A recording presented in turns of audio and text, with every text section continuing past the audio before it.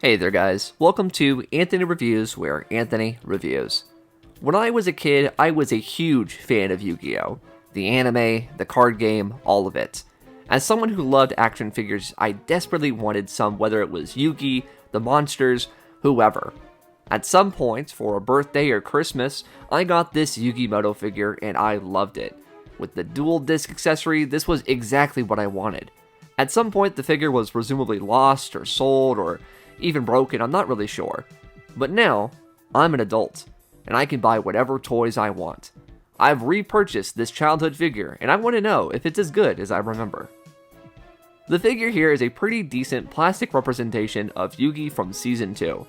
Now, since this is the powered up Pharaoh version of him, do I call him Yugi, Pharaoh, Atem, Yami? I don't know, so I'm just going to go ahead and call him Yugi, since that's what it said on the box.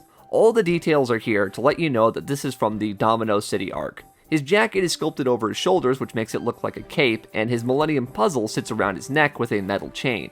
It's not a separate piece, it's molded to the torso, but it looks nice nonetheless. I really appreciate just how much it looks like the character from the show. It's all very soft and simple, but the sculpted detail is nice where it is. Replicating anything from 2D to 3D can be a difficult task. Anime characters with their intricate and often angular looks are even more difficult to nail. So, looking at Yugi here and his massive hair, I think this is about as good as it would have gotten for an average figure at retail price. All the right points are there in the right places, as well as some of the color choices. He certainly looks a bit odd from the side, but they did the best with what they could. His eyes are pretty dead. They're wide and his eyeliner is a little bit lower than they should be, so it makes him look very sleep deprived. Maybe his duel has just gone on a little too long, who knows. In terms of general paint, I do like seeing the silver and bronze details over the suit. I guess they could have gone for maybe a bit more of a gold on the puzzle, but for what it is, I like that it's an attempt at a shiny Millennium Puzzle. Let's talk articulation for a very brief moment, and I do mean brief because really, what articulation are we talking about here? You get movement in the neck and shoulders, and that's it. He is 100% a statue from the waist down.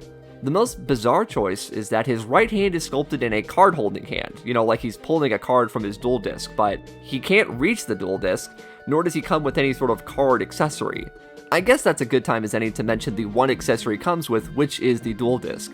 If it had to come with anything, I'm glad it's this. The dual disc was the iconic item from this point in the show. It was my holy grail item that I got for Christmas when I was a kid, and I've even repurchased it years later. While not too intricate in detail, it has enough to get the point across. I really appreciate the blue details on the disc itself, and it just looks nice. One real cool feature is that it is spring-loaded. Push the button on top and it snaps right in place, ready to duel. It's insanely fast, which makes this toy kind of exciting.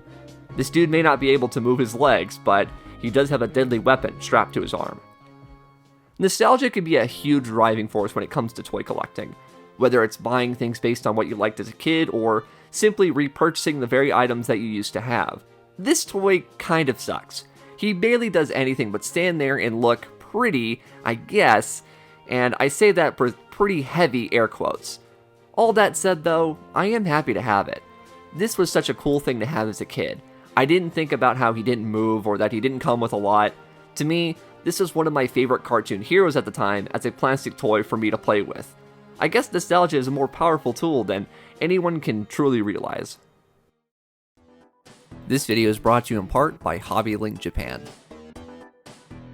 If you're a fan of things like Super Sentai or just Japanese media in general, why don't you check out Hobby Link Japan? They've got figures, statues, and a whole horde of different kind of collectibles. Click the link down in the description below to check out Hobby Link Japan today.